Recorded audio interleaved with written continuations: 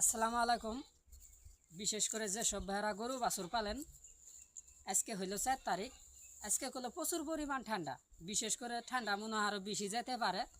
যে সব ভাইরা গরু বাছুর পালেন, আমাদের এলাকায় প্রত্যেক ঘরে ঘরে গরু বাছুরের অসুখ, বিশেষ করে বাছুর গরু বেশি পরিমাণ অসুখ, আবার গাই একটু কম কম। যে সব ভাইরা গরু বাছুর পালেন, দেখেন আমি যে কীভাবে গরু বাছুর এইভাবে যত্ন করে রেখে দিছি, বিশেষ করে শীতের কাপড় দিয়ে, আবার গলে বাতি দিছি।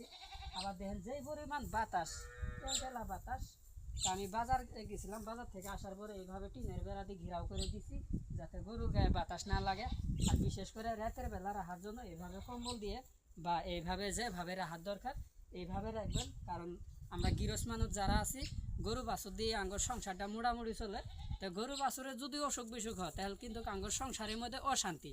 এটা কিন্তু যারা বিশেষ করে গরু বাছুর পালেন, এটা কিন্তু সবাই জানেন যে গরু বাছুরের যদি এটা সংসারের মধ্যে অসুখ বিসুখ থাকে, তাহলে মনে করেন গুছে মাছে ভাত খাইলেও কিন্তু মানে মনের মধ্যে আনন্দ ঠেকে না বা ফুর্তি ঠেকে না।